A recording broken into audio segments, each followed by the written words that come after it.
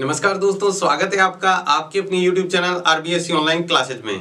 अपन बात कर रहे थे आपकी गणित की 12वीं प्रश्नावली यानी वर्ग के बारे में, जिसमें अपने पिछले भाग में 12.1 प्रश्नावली को डिस्कस किया था और साथ में ही बहुत सारा बेसिक भी अपने समझा था। तो अगर आपने पीछे वाला भाग नहीं देखा है तो वो जरूर देखिएगा, क्योंकि आगे वाला भाग है, ये जो प्रश्नावली है कंटिन्यूअस पीछे वाले से रिलेटेड है। तो आपको पीछे वाला समझ में आता रहेगा, वैसे वैसे आप आगे भी इसको आसानी से समझ पाएंगे। तो देखते हैं इसकी आगे की जो प्रश्नावली है 12.2 प्रश्नावली, उसको समझने से पहले अपन इसका भी बेसिक देखेंगे, इसके प्रमेय कौन सी उसको अच्छी तरह समझेंगे, फिर अपन इसको सवाल करेंगे तो आप इसके सवाल बहुत ही आसानी से कर पाएंगे। तो देख लेते हैं इसकी प्रमेय कौन कौन सी है। पहले प्रमेय को समझते हैं बहुत ध्यान से, ताकि अगर आपको प्रमेय अच्छी तरह समझ में आएगी तो फिर आपको सवाल कोई सा भी आ जाए आप उसको आसानी से कर पाएंगे। तो प्रमेय को थोड़ा ध्यान से समझिएगा। तो देखते हैं, सबसे पहली प्रमेय है 12.1 प्रमेय। इसमें दिया हुआ है एक वर्ग की बराबर जीवाएं, यानी वर्ग के अंदर बराबर जीवाएं हैं, केंद्र पर बराबर कोण अंतरित करती है। यानी अगर किसी वर्ग के अंदर जीवाएं बराबर हैं तो वो केंद्र पर बराबर कोण बनाएगी। जैसे अपन यहां पर चित्र के थ्रू समझते हैं इसको।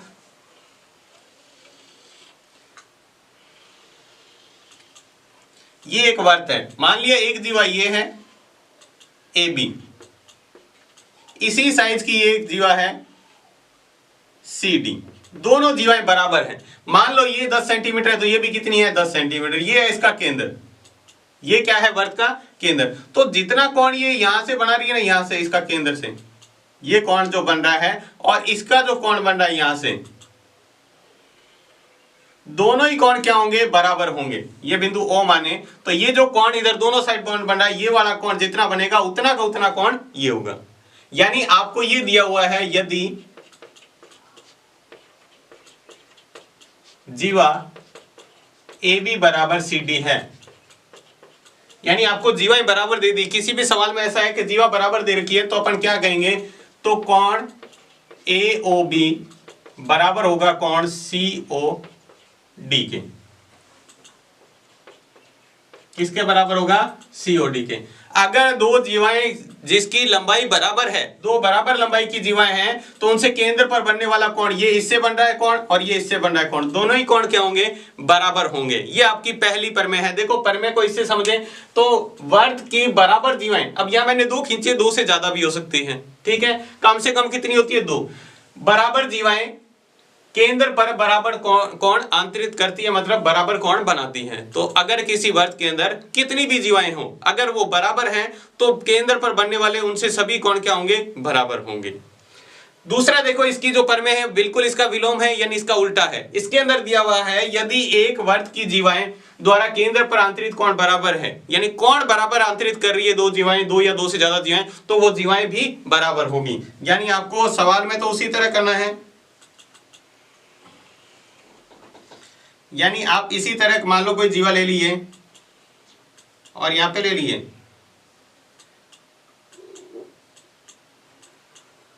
ये मान लो दोनों जीवाएं बराबर हैं, ये मैंने ले ली AB, ये ले ली CD, दोनों जीवाएं केंद्र पर बराबर, जीवाएं बराबर नहीं है अभी तक, ये केंद्र पर जितना कोण ये बना रही है उतना का उतना कोण ये बना रही है, यानी इसके बनने वाला कोण और ये बनने वाला कोण दोनों क्या है बराबर हैं। जितना भी कोण, ये मान लो अगर मान लो 100 डिग्री का कोण बना रही है तो ये भी 100 डिग्री का। अगर ये कोण केंद्र पर, दो जीवाएं केंद्र पर बराबर कोण बनाती हैं तो वो जीवाएं भी बराबर होती हैं। यानी आपको दिया हुआ है यदि कोण AOB बराबर है कोण COD के है, तो अपन क्या कह सकते हैं, ये जो जीवा है तो जीवा AB बराबर CD के होगी। देखो बिल्कुल पहली वाले प्रमेय का उल्टा है, अगर जीवा बराबर होती है तो कोण बराबर होंगे केंद्र पर बनने वाले, अगर केंद्र पर बनने वाले कोण बराबर हैं तो जीवाएं भी क्या होगी बराबर होगी, ठीक है, जीवाएं भी क्या होगी बराबर होगी। दोनों प्रमेय आपको बहुत ध्यान रखना है, इसको अच्छी तरह समझना है। जैसे जैसे इसको आप समझते जाओगे वैसे वैसे आपको प्रश्नावली बिल्कुल आसानी से समझ में आ जाएगी। अभी तक जो बच्चों को इन प्रश्नावली से डर लग रही थी, अगर ये आप प्रमेय को अच्छी तरह ध्यान में रखोगे तो मैं निश्चित तौर पर कह रहा हूं आपका एक से भी सवाल ऐसा नहीं होगा जो आपको बाद में हल करने के बाद में ऐसा नहीं होगा कि आपको खुद को आए नहीं। इसके बाद देखते हैं इसकी अगली जो प्रमेय है 12.3 प्रमेय क्या दी हुई है, एक वर्ग के केंद्र से एक जीवा पर डाला गया लंब जीवा को समद्विभाजित करता है। यानी आपको कहा है एक वर्त के केंद्र से, तो पहले वर्त बना लेते हैं। एक वर्त है, ये इसका केंद्र है। ये मान लो यहां पर कोई जीवा है ए बी, ठीक है। ये क्या कह रहा है, एक वर्त के केंद्र से जीवा पर डाला गया लंब, ये केंद्र है, केंद्र से जीवा पर लंब डाले, यानी इसके ऊपर एकदम बिल्कुल 90 डिग्री कोण बनाए। लंब का मतलब क्या होता है, 90 डिग्री कोण बनाए। तो ये क्या करता है, इस जीवा को दो बराबर भागों में बांट देता है। यहां पर मान लो m है, ये बिंदु m है, तो ये am और mb दोनों बराबर भाग, दो भाग हो गए इसके जीवा के, और वो क्या है, दोनों बराबर हैं। तो देखो यही कहा है, एक वर्त के केंद्र से जीवा पर डाला गया लंब। ये देखो केंद्र से इस जीवा पर लंब डाला है, जीवा को समद्विभाजित करता है, जीवा को दो बराबर भागों में बांटा है। देखो आपको दिया हुआ है, यदि O वर्त का केंद्र है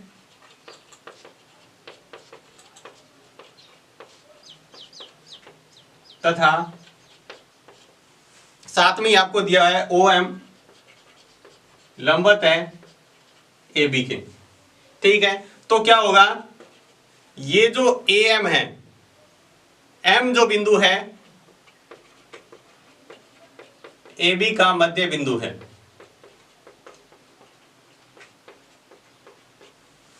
M क्या है, मध्य बिंदु है। या फिर अपन ऐसे भी कह सकते हैं AM बराबर BM, AM बराबर BM, यानी जितनी भुजा ये होगी उतनी की उतनी भुजा ये होगी, ठीक है।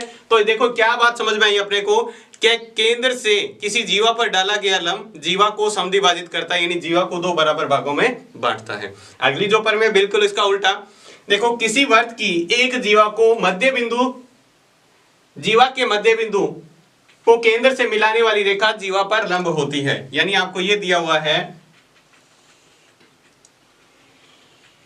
ये एक वर्त है जिसका केंद्र ये है और ये एक जीवा है, ठीक है। किधर भी जीवा ले सकते हैं। अगर आपको ये कहे ये इसका मध्य बिंदु है, ये इस जीवा का मध्य बिंदु है, जीवा और ये केंद्र को मिलाने वाली रेखा इसके ऊपर क्या होती है, लंबवत होती है इसके। यानी आपको दिया हुआ है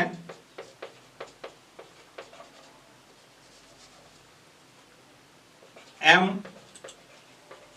जीवा AB का मध्य बिंदु है, M है जो जीवा AB का मध्य बिंदु है, और O क्या है, वर्त का केंद्र। तो क्या होगा, जो OM है वो लंबवत होगा AB के, OM लंबवत क्या होगा, AB के। देखो ये कहा हुआ है, अगर किसी वर्त के अंदर एक जीवा के मध्य बिंदु को केंद्र से मिलाने, ये जीवा है, इस जीवा का मध्य बिंदु है, इस मध्य बिंदु को केंद्र से मिला दे तो ये इसके ऊपर 90 डिग्री का कोण बनाएगी, मतलब इसके लंब, ये क्या होगी, इसके ऊपर लंब होगी, ठीक है। ये दो भागों में बराबर भाग तो थे ही, आपको पहले से ही दिया, ये दोनों भाग बराबर हैं। अगर इसके बराबर भाग को यानी बीच के मध्य बिंदु को केंद्र से मिला दे तो ये इसके ऊपर 90 डिग्री का कोण बनाएगी। ये थी इसकी 12.4 पर में। इसके बाद अगली नेक्स्ट पर में देखते हैं 12.5, तीन दिए हुए असरेख बिंदुओं से होकर जाने वाला एक और केवल एक वर्त होता है। तीन असरेख, तीन बिंदु दिए हुए, असरेख का मतलब सीधी रेखा में नहीं है। तो मैंने यहाँ पर तीन बिंदु लिए, एक ये ले लिया, दूसरा ये ले लिया और तीसरा ये ले लिया। तो इन तीनों बिंदुओं से जाते हुए सिर्फ और सिर्फ एक वर्त खींचा जा सकता है। तीन बिंदु ABC है, कैसे, आप इस तरह से खींच दो इसको, मतलब ये बिल्कुल वर्त बन जाएगा इस तरह से, ठीक है। तो इस तरह से तीन बिंदुओं से जाते हुए आप सिर्फ और सिर्फ एक वर्त खींच सकते हो। सरेख नहीं होने चाहिए। सरेख का मतलब होता है सीधी रेखा में, जैसे एक रेखा के ऊपर तीन बिंदु इस तरह से, इससे कोई भी वर्त नहीं खींचा जा सकता। आपको कहा है असरेख बिंदु होने चाहिए। असरेख आप चाहे कैसे ले लो, ये ले लो, दूसरा ये ले लो और तीसरा ये ले लो, इससे भी जाते हुए आप एक वर्त खींच सकते हैं।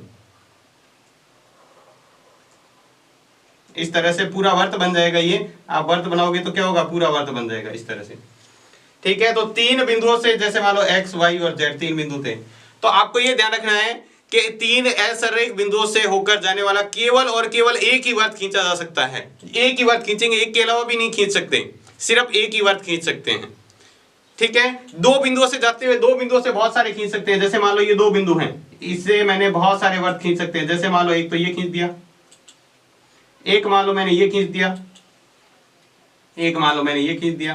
तो इस तरह से दो बिंदुओं से तो बहुत सारे वर्त खींच सकते हैं, लेकिन तीन असरेख बिंदुओं से आप कितने, दो एक ही वर्त खींच सकते हैं। तीन असरेख बिंदुओं से केवल और केवल एक ही वर्त खींच सकते हैं। जबकि दो बिंदुओं से, दो बिंदु तो हमेशा सरेख ही होंगे, ठीक है, उनसे अपन क्या है, अनंत वर्त खींच सकते हैं, बहुत सारे वर्त जाते हुए वहां से खींचे जा सकते हैं। तो ये थी इसकी 12.5।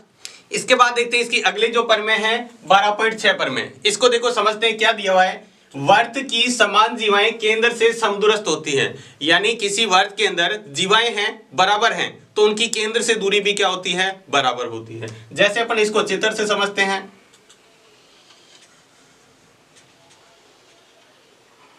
ये एक वर्त है, इसका केंद्र ये मान लो एक जीवा ये है, दूसरी जीवा आपने ये खींच दी, दोनों जीवाएं क्या है, बराबर हैं।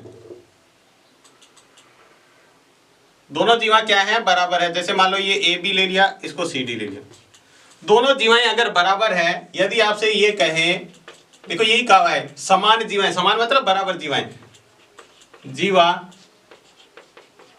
ए बी बराबर सी डी। तो अपने एक पहले तो पर में ये पढ़ी थी कि ये केंद्र पर बराबर कोण अंतरित करती है। अगर दो जीवाएं वर्त के अंदर बराबर है तो केंद्र पर कोण बराबर बनाएगी। लेकिन अपने को ये नहीं, अपने को केंद्र से दूरी निकालेंगे तो हमेशा इसकी लंबवत दूरी लेंगे, ध्यान रखना, 90 डिग्री कोण बनाते हुए। तो ये दूरी और ये दूरी बराबर होगी, यानी इसको माने m, ये m और ये n है, तो केंद्र से दूरी जो है, देखो एक तो है OM और दूसरी है ON, होंगी बराबर होंगी। अगर देखो दो जीवाएं वर्त के अंदर बराबर है, जीवाओं की लंबाई, दो जीवाएं बराबर है वर्त के अंदर, तो उनकी केंद्र से दूरी भी बराबर होगी। और केंद्र से दूरी कैसे लेनी है, हमेशा उसके ऊपर लंब डालना है। ये लंबवत जो दूरी होती है वो दूरी मानी जाती है, ठीक है। तो ये जो दूरी होगी वो हमेशा क्या होगी, बराबर होगी, ठीक है। इसकी जो अगली परमें है 12.7, इसका विलोम ही है। देखो क्या दिया हुआ है, किसी वर्त की जीवाएं केंद्र से बराबर दूरी पर हो। यहां पर तो देखो दिया हुआ था जीवाएं बराबर है तो केंद्र से दूरी बराबर होगी। यहां दिया है अगर केंद्र से दूरी बराबर है तो जीवाएं भी परस्पर क्या होगी, बराबर होगी। यानी किसी वर्त की जीवाएं केंद्र से बराबर दूरी पर हो तो वे परस्पर बराबर होगी, यानी बिल्कुल इसका उल्टा। चित्र से समझते हैं इसको अच्छी तरह।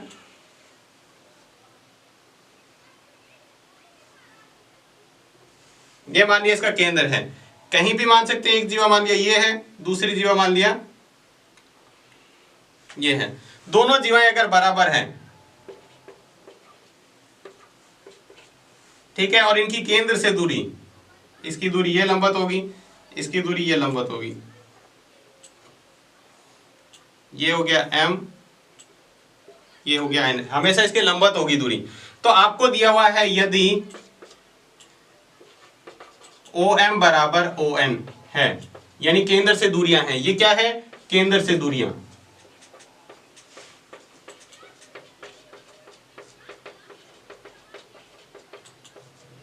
केंद्र से दूरियां बराबर है तो जीवाएं भी क्या होगी, तो जीवा जो है वो भी बराबर होगी। जीवा AB बराबर क्या होगा, CD होगी। देखो दोनों पर में आपको ध्यान में रखना है, अगर जीवाएं बराबर हैं तो केंद्र से दूरी बराबर होगी, अगर केंद्र से दूरी बराबर है तो जीवाएं भी बराबर होगी। दोनों तरफ से आपको ध्यान रखना है, उसकी परमें भी याद रखनी है और उसका विलोम भी याद रखना है। तो ये थी इस 12.2 के अंदर काम आने वाली परमें। अगर आप इन परमें का अच्छी तरह ध्यान रखते हैं तो कोई भी सवाल ऐसा नहीं होगा जो आप कर नहीं पाएंगे। तो ये थी इसकी 12.2 की सभी परमें। इसके बाद में अपने सातों की सातों परमें सीख ली है। परमें को बहुत अच्छी तरह ध्यान रखना है। परमें को ध्यान रखते हुए अपन करते हैं पहले इसके उदाहरण। अगर आपको परमें अच्छी तरह समझ में आ गई तो उदाहरण की अपन प्रैक्टिस कर लेते हैं। हो सकता है एग्जाम में उदाहरण में से भी काफी बार प्रश्न पूछे जाते हैं। तो देखते हैं सबसे पहला उदाहरण क्या दिया हुआ है। दिया हुआ है आकृति में, यानी आपको चित्र दिया हुआ है, वर्त का केंद्र O है और त्रिज्या 5 सेंटीमीटर है। इसका केंद्र, ये वर्त का केंद्र है O और इसकी त्रिज्या जो है वर्त की 5 सेंटीमीटर है। यदि OP लंबवत AB है, यानी OP AB पर लंबवत है, ये भुजा OP इस AB पर लंबवत है, यानी इसके साथ 90 डिग्री कोण में। OQ CD पर लंबवत है, OQ ये CD पर लंबवत है और AB और CD क्या है, समांतर है। ये आपस में क्या है, समांतर है। अब आपको दिया AB 8 सेंटीमीटर है, यानी A से लगाकर B की लंबाई 8 सेंटीमीटर और CD की लंबाई 6 सेंटीमीटर, ये 6 सेंटीमीटर है। तो आपको PQ का मान बताना है, ये PQ की लंबाई कितनी होगी। तो आपको थोड़ा सा एक ध्यान रखना है, बोधायन परमेय या जिसको पाइथागोरस परमेय कहते हैं, बोधायन परमेय या जिसको पाइथागोरस परमेय क्या होती है। देखो आपको याद होगा कर्ण स्क्वायर बराबर लंब स्क्वायर प्लस आधार स्क्वायर। ये कौन से त्रिभुज में लगती है? सिर्फ और सिर्फ समकोण त्रिभुज में लगती है। ये किसमें? समकोण त्रिभुज में, यानी जिसके अंदर एक कोण 90 डिग्री का होना चाहिए उसके अंदर ये लगती है। तो इसका यूज करते हुए अपन इस सवाल को करते हैं। तो देखो आपको जो दिया हुआ है पहले लिख लेते हैं, क्या क्या दिया हुआ है। देखो सबसे पहले इसकी त्रिज्या दे रखी है, वर्त की त्रिज्या 5 सेंटीमीटर, ठीक है। भुजाओं के मान दे रखे हैं, ए बी का मान आपको दे रखा है 8 सेमी, ठीक है, और सी डी का मान दे रखा है 6 सेमी। अब इसके बाद में आपको दिया हुआ है ओपी लंबवत है ए बी पर, OQ लंबवत है CD पर, तथा AB समांतर CD। ये तो आपको दिया हुआ है। सबसे पहले देखो अपने को जो ज्ञात करना है, या ज्ञात करना किसका मान है? PQ का मान आपको ज्ञात करना है। अब देखो इसको हल करते हैं, बहुत ही सिंपल सा तरीका आप लगाते हैं। देखो अगर आपको ये कहा हुआ है AB पूरी क्या है 8 सेंटीमीटर है, तो आपने कहा अभी अभी एक परमे पड़ी थी। अब देखो सारी परमे मिक्स में यूज होगी, तो आपको अच्छी तरह ध्यान रखना है। तो अपन परमे को लगाना कैसे, इंप्लीमेंट कैसे करना है उसको देखते हैं। आपने कहा किसी जीवा के केंद्र से डाला गया, जीवा पर केंद्र से डाला गया लंब उसको 2 बराबर भागों में बांटता है। तो ये देखो जीवा है और ये केंद्र है, वो इससे ऊपर इससे लंब डाला है, तो ये 2 बराबर भाग हो गए इसके। देखो ये टोटल कितनी सेंटीमीटर थी? 8 सेंटीमीटर। ए बी कितनी है? यहां से यहां तक 8 सेंटीमीटर। तो 2 भाग इसके कितने कितने हो गए? ये भी 4 का और ये भी 4 का। तो आप लिख सकते हैं यदि ए बी बराबर 8 सेंटीमीटर है तो आपको मान निकालना है ए का, सॉरी एपी का। तो एपी बराबर क्या होगा? 1/2 AB, यानी एपी जो है पूरी एबी की आधी है ये, ठीक है। तो इसका मान निकालें तो अपने पास एपी का मान आ जाएगा 1/2 इंटू एबी का मान कितना है 8, जिससे अपने पास मान आ गया इसका 4 सेंटीमीटर। ये जो एपी का मान निकाला है ये 4 सेंटीमीटर आ गया। इसी प्रकार अपन देखते हैं यदि सीडी का मान है 6 सेंटीमीटर, सीडी का मान देखो कितना दे रखा है 6 सेंटीमीटर, तो CQ का मान आप निकाल सकते हैं। CQ बराबर 1/2 CD, मान निकालें CQ का, तो 1/2 इंटू 6, ये से कटेगा तो कितना आ जाएगा 3, ये जैसे इसे कटा था 4 तो ये आ गया 3 सेंटीमीटर। तो आपने दोनों मान निकाल लिए। अब देखो ये त्रिभुज जो है AOQ, सॉरी AOP, इसके अंदर ये देखो 90 डिग्री कोण बन रहा है, ठीक है। 90 डिग्री के सामने की भुजा होती है कर्ण, और ये इस वर्त की क्या है? त्रिज्या है। त्रिज्या किसे कहते हैं? वर्त के केंद्र और परिधि को मिलाने वाली रेखा। देखो ये केंद्र है और ये परिधि है, इसको मिलाने वाली रेखा त्रिज्या। तो ये आपको दे रखा है 5 सेंटीमीटर, ये कितना है 4। ये मान आपको निकालना है, बिल्कुल आसानी से निकाल पाएंगे। तो लिखेंगे समकोण त्रिभुज,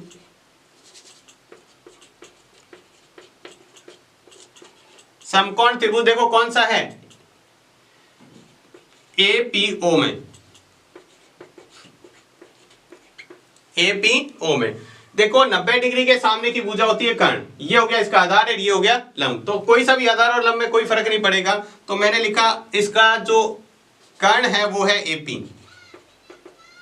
AP का स्क्वायर बराबर, सॉरी AO का स्क्वायर बराबर, कर्ण कौन सा है? AO, ये भुजा है AO, कर्ण है AP, आधार हो गया, प्लस OP का स्क्वायर।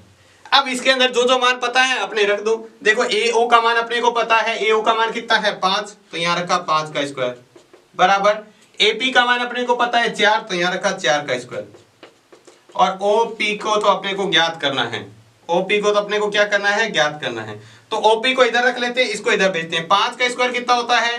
25, माइनस 4 का स्क्वायर 16, बराबर 5 का स्क्वायर 5 इंटू 5 25, 4 को इधर लाएंगे, 4 का स्क्वायर वैसे तो 16 हो गया, इधर लाएंगे तो ये माइनस का 16। अब इसमें से घटाएंगे तो अपने पास कितना आ जाएगा?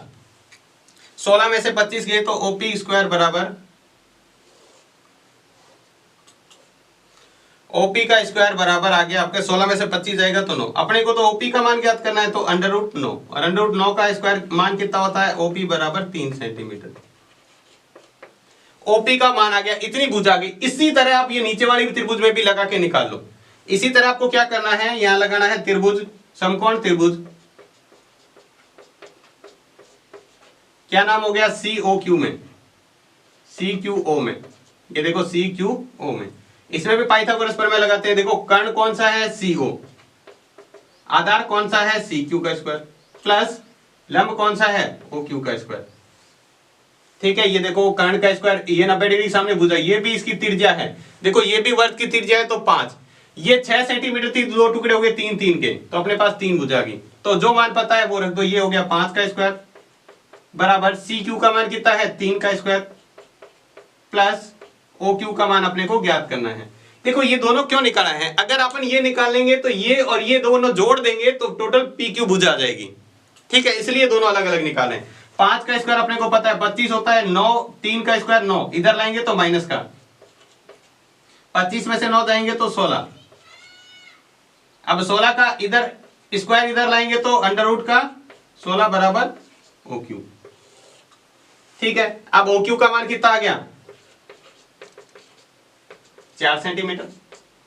अंडर रूट 16 का मान कितना होता है, 16 का वर्गमूल 4। अब अपने को भुजा कौन सी निकालनी थी, ओ पी क्यू, तो पी क्यू अगर निकालें तो P Q O P plus O Q. अगर पी क्यू पूरा निकालना है तो ओपी और ओ क्यू को जोड़ दें तो आ जाएगा। देखो अपने ओपी और ओ क्यू का दोनों का मान निकाल रखा है, ओपी का मान अपने पहले निकाला 3 और ओ क्यू का मान निकाल लिया 4, तो 3 प्लस 4 बराबर कितना आ गया, 7 सेंटीमीटर। यानी पी क्यू भुजा कितनी आ जाएगी, 7 सेंटीमीटर। बहुत ही आसान सा सवाल था। देखो थोड़ा सा इसका कैलकुलेशन बड़ा हो जाएगा, बाकी सवाल बहुत ही आसान सा है। आपको चित्र दे रखा है, मान इसके दे रखे हैं, आपको पता है ये भुजा है, ये इसका जीवा है, केंद्र से लंब डालें तो ये बराबर 2 भागों में बांटेगी। 8 सेंटीमीटर है तो 2 टुकड़े 4 4 के हो जाएंगे। इसी तरह नीचे भी कितने हो जाएंगे, 6 सेंटीमीटर है तो ये 3 3 के हो जाएंगे। अब आपको क्या करना है, दोनों की ये क्या है, त्रिज्याएं हैं। आप ध्यान से देखोगे तो ये केंद्र है और ये परिधि है, केंद्र और परिधि को मिलाने वाली रेखा क्या कहलाती है, त्रिज्या। ठीक है, तो ये भी 5 है, ये भी 5 है, क्योंकि त्रिज्या दे रखी है 5। एक वृत्त में कितनी भी त्रिज्या खींचो समान रहती है। अब आपको इसको एक बार पाइथागोरस प्रमेय लगानी है, जिसको बोधायन प्रमेय कहते हैं, यहां पर भी एक बार बोधायन प्रमेय लगानी है। दोनों में लगाने के बाद इससे ये भुजा जाएगी और इससे ये भुजा जाएगी, दोनों निकालने के बाद आप जोड़ देंगे तो आपके पास पूरी पी क्यू भुजा आ जाएगी। तो ये था इसका पहला उदाहरण। इसके बाद देखते हैं इसका दूसरा उदाहरण। देखो दूसरे उदाहरण में क्या दिया हुआ है, आकृति में चाप ए बी बराबर चाप सी डी है, यानी दो चाप बराबर हैं। ठीक है, सिद्ध कीजिए कि कोण ए बराबर कोण बी। थोड़ा सा आपको रिवाइज करा देते हैं, चाप का मतलब क्या होता है। देखो एक त्रिभुज है, एक वृत्त है, इसके अंदर ये जो लंबाई है इतनी सी, ये इसका चाप कहलाती है। बड़ी छोटी कुछ भी हो सकती है, ये जो ऐसे वर्ताकार जो लंबाई है ये इसका चाप कहलाती है। अब चाप से देखो ये कहा हुआ है कि दो बराबर चाप है, अगर चाप बराबर है तो केंद्र पर आंतरिक कोण भी बराबर होते हैं, दो चाप द्वारा या जीवा द्वारा। क्यों, क्योंकि इनको सीधा मिला दे तो यहाँ पर एक जीवा बनेगी। एक चाप ये ले लिया और एक चाप ये ले लिया, दोनों चाप बराबर है तो दोनों से जीवा भी क्या होगी, बराबर जीवाएं बनेगी। अगर दो चाप बराबर है तो उनसे जीवा बराबर बनेगी, और बराबर जीवाएं केंद्र पर बराबर कोण आंतरित करती है। आपको पता है ये कोण और इस तरह से ये कोण बराबर होगा। यानी आप ये कह सकते हैं जीवाएं बराबर हो या चाप बराबर हो, दोनों ही केंद्र पर बराबर कोण आंतरित करती है। तो इसको देखो अब सवाल को करते हैं। देखो सवाल के अंदर पहले जो लिख लेते हैं, दिया हुआ है, दिया है चाप ए बी बराबर चाप सी डी। ठीक है, आपको सिद्ध करना है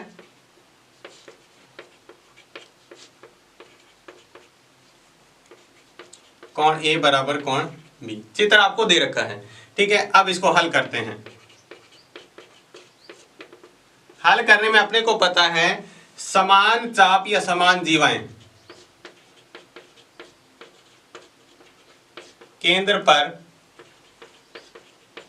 बराबर कोण आंतरित करती हैं।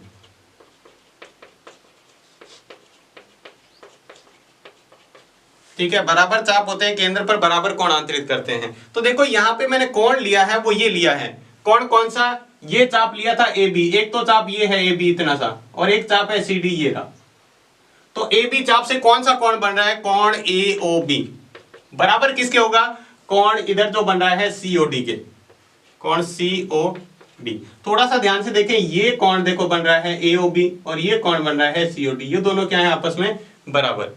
ठीक है, अब देखो अपने समीकरण में अपन कहते हैं दोनों तरफ ये जोड़ने पर, दोनों तरफ ये घटा दे, गुणा कर दे तो कोई फर्क नहीं पड़ता है। वैसे ही मैंने क्या किया, दोनों पक्षों में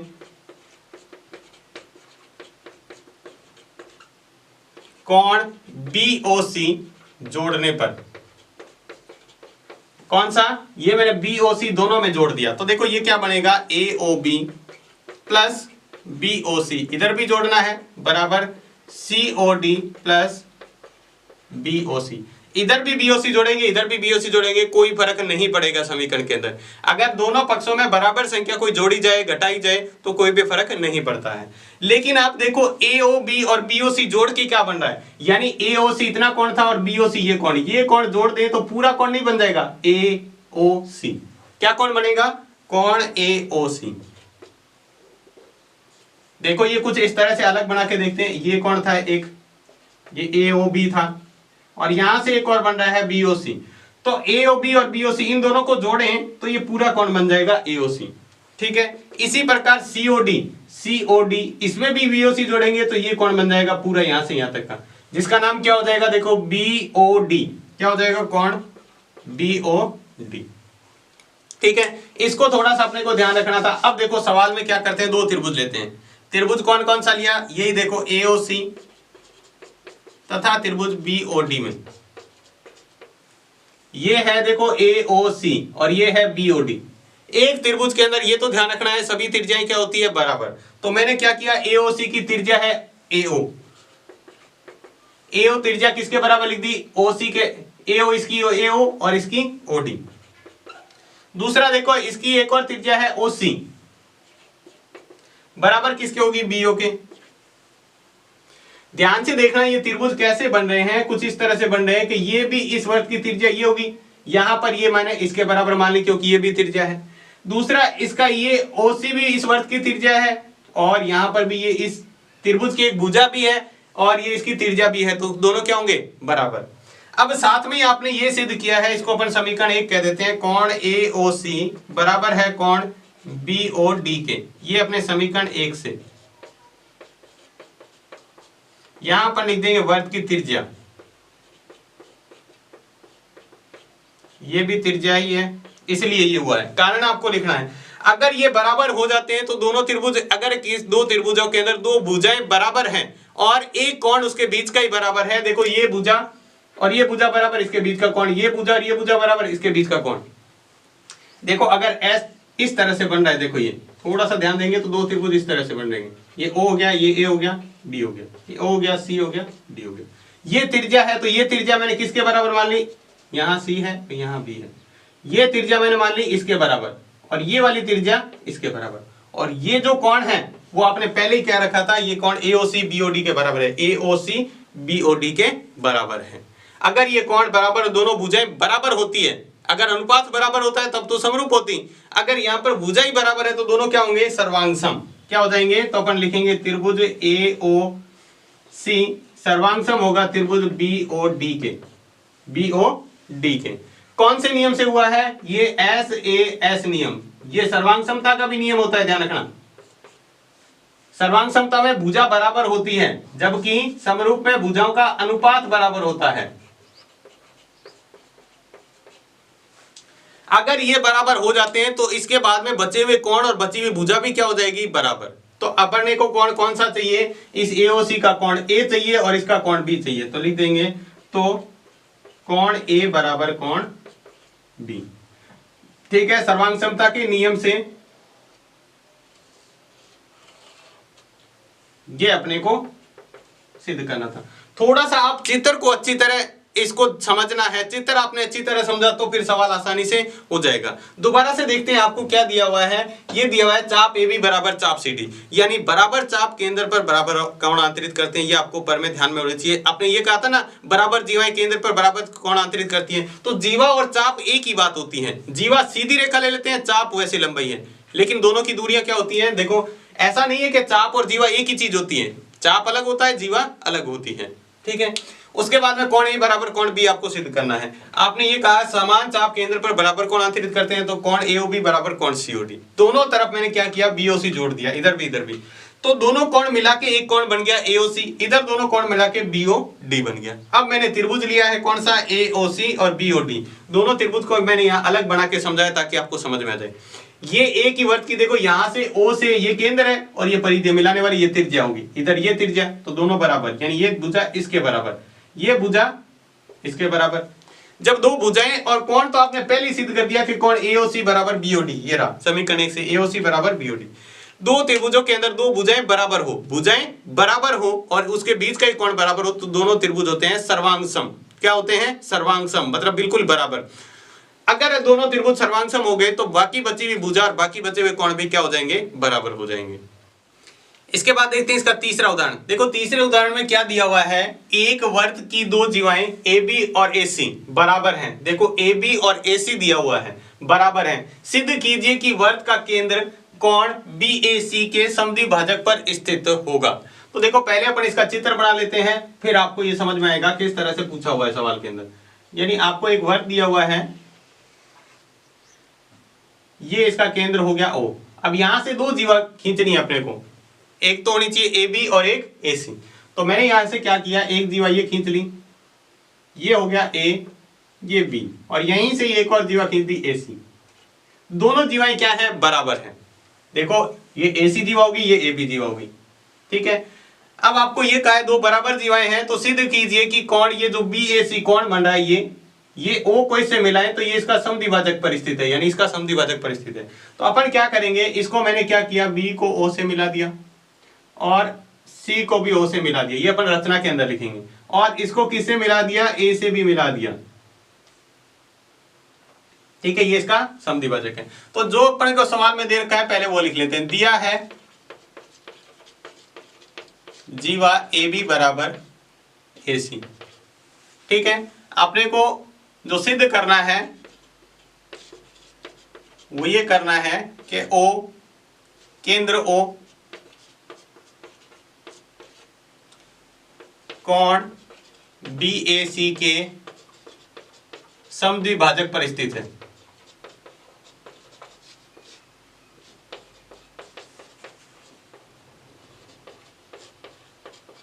देखो आपको अगर ये सिद्ध कर देते हैं ये कोण और ये कोण बराबर हैं तो अपने को ये पता चल जाएगा OA क्या इसका समद्विभाजक, तो O कोण क्या, O जो बिंदु होगा वो इसके समद्विभाजक पर स्थित होगा, ठीक है। तो अपने यहां रचना में क्या लिखा कि O को A, B व C से मिलाया। देखो O को पहले B से, A से और C से, तीनों से मिलाया। अब देखो इसको हल करते हैं, बहुत ही सिंपल सा और छोटा सा उदाहरण है। देखो अब क्या करना है, अपने को दोनों त्रिभुज लेने हैं। कौन सा त्रिभुज? एक तो AOB बन रहा है, त्रिभुज AOB तथा त्रिभुज AOC में आपको पता है ये क्या है, OB एक त्रिज्या है तो OC भी क्या होगी? त्रिज्या होगी, यानी OB बराबर OC, दोनों क्या हैं? त्रिज्याएं हैं। एक ही वर्ग की कितनी भी त्रिज्या हो क्या होगी? बराबर। दूसरा देखो OA बराबर OA, ये क्या है? उभयनिष्ठ है।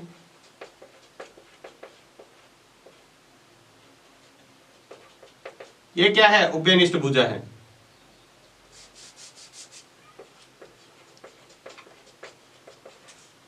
उभयनिष्ठ भुजा है। और तीसरा देखो अपने को ये पता है कि ये जो भुजा आपको दे रखी थी AB बराबर CD, ये तो जीवा आपको बराबर दिया हुआ था। ये क्या है? बराबर आपको पहले से ही दे रखा है कि AB और AC क्या है? बराबर है। AB और AC, ये AB है जीवा और ये AC है, दोनों क्या है? बराबर है, पहले से ही दिया हुआ है। तो दो त्रिभुजों के अंदर अगर तीनों भुजाएं बराबर होती है तो दोनों क्या होते हैं? समरूप। यानी अपन लिखेंगे AOB समरूप होगा त्रिभुज AOC के, AOC के कौन से नियम से? S नियम, ये सर्वांग समता के नियम है, नियम से। इसके बाद में जो बचे हुए इसकी भुजा और कोण हैं वो भी क्या होंगे? बराबर होंगे। तो यानी ये कोण किसके बराबर हो जाएगा? इसके बराबर, यानी कोण BAO बराबर कोण CAO, ठीक है। ये कोण किसके बराबर हो गया? ये बराबर। यह मतलब एक ही भुजा के ये पूरे कोण का ये क्या है? OA क्या है? समद्विभाजक है। ये एक कोण को दो बराबर भागों बांटने वाली, ये बराबर भागों बांटने वाली भुजा इसका समद्विभाजक कहलाती है। और ये कहां से जा रही है? O से जा रही है। यानी अपन कह सकते हैं तो केंद्र O कोण BAC के समद्विभाजक पर स्थित है।